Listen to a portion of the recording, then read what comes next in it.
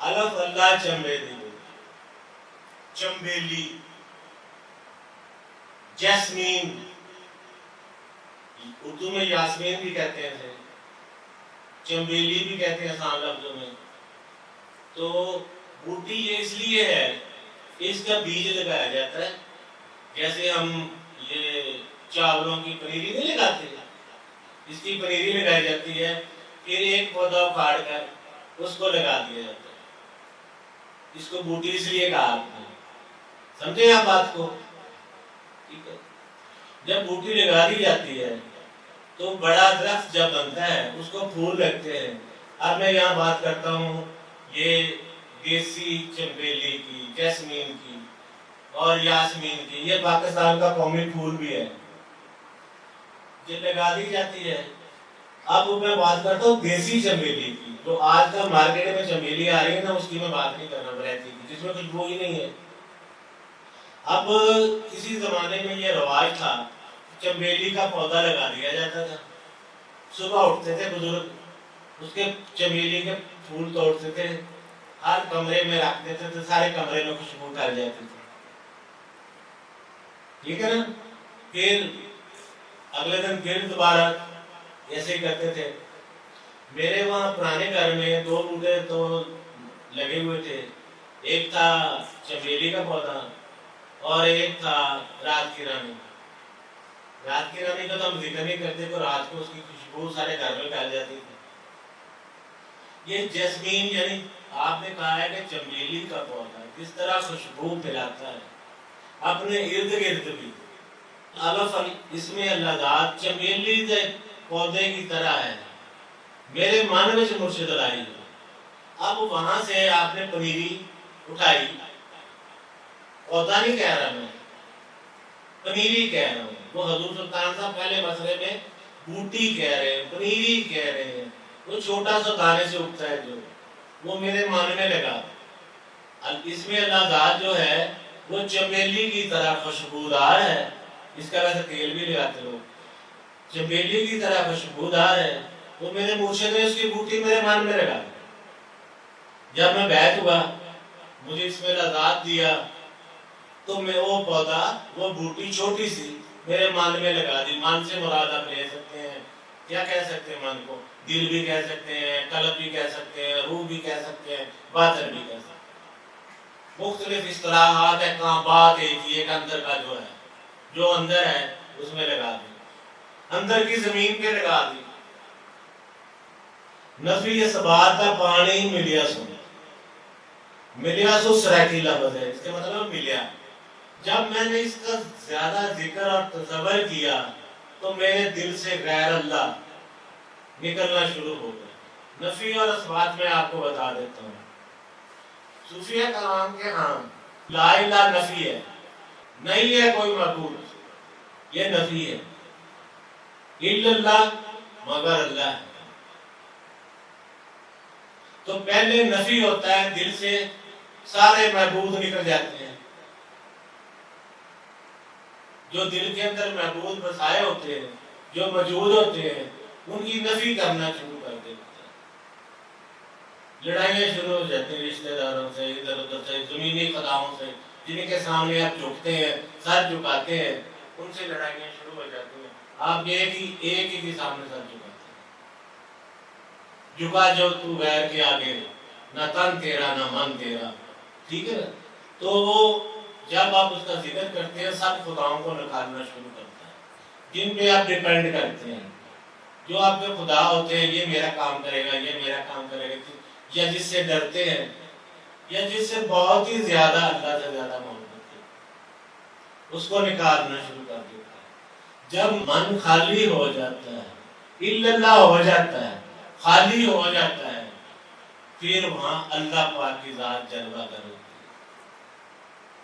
کیونکہ وہ وحدہ لا شریک ہے. وہ کسی شریک کے ہوتے ہوئے نہیں آتا. یہ بات یاد رکھیں. جب تک آپ کے اندر شریک موجود ہے نا اس کا کوئی وہ اندر نہیں آئے گا. شاید آپ سے وہ نزدیک ہے شاید آپ سے نزدیک ہے لیکن جب تک اس کا شریک موجود ہے نا وہ اندر نہیں آئے گا. آپ کو دکھائی نہیں دے گا. آپ فرماتے ہیں کہ ہر رگے ہر جائی، ہر رگ ہر جگہ ہر ریشہ ہر لون لون کے اندر نفی ہو گئی اور اثبات ہو گئی۔ یہ ایک مصرے میں آپ نے بیان دیکھے نا، آپ کا وہ مصرع رہتا ہے مرشد کے بارے میں ہے، مرشد کے علاوہ کوئی نہیں لگا سکتا۔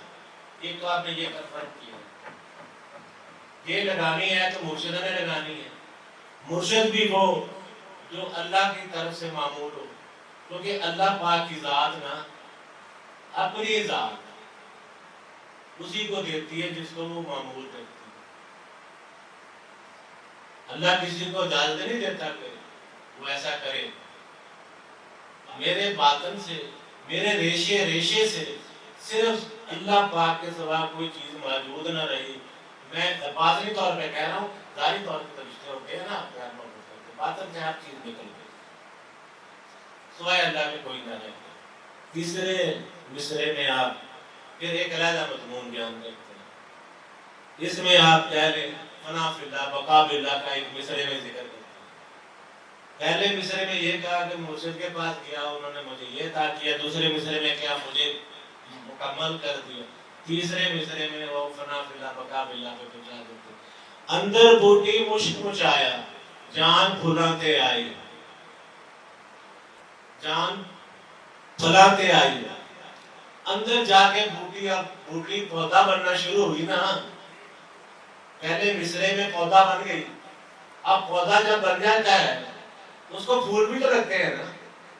دوسرے مصرے میں وہ ہر جگہ سے خالی ہو گیا، پودا بن گیا تو خالی ہوا نا، وہ مکمل تک لوں میں سما گیا وہ، تو تبھی وہ خالی ہوئے نا آپ کے اندر سے۔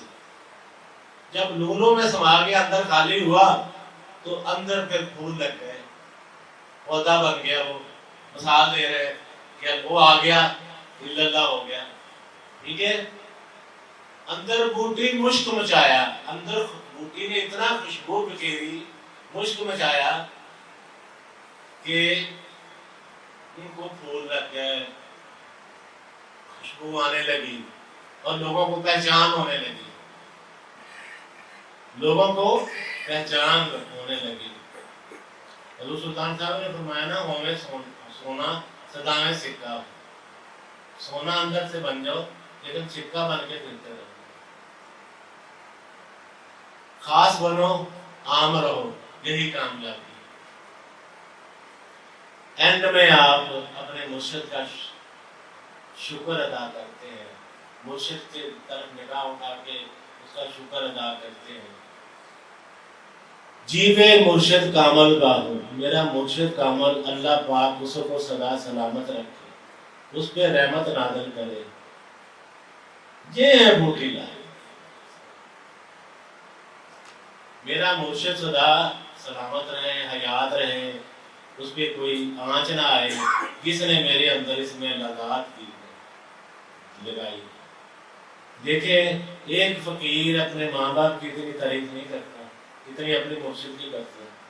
سنا نا آپ نے تصور میں، مرشد کو کبھی نہیں بھولتا، وہ کسی مقام پہ بھی پہنچ جائے، وہ مرشد سے آگے بھی گزر جائے۔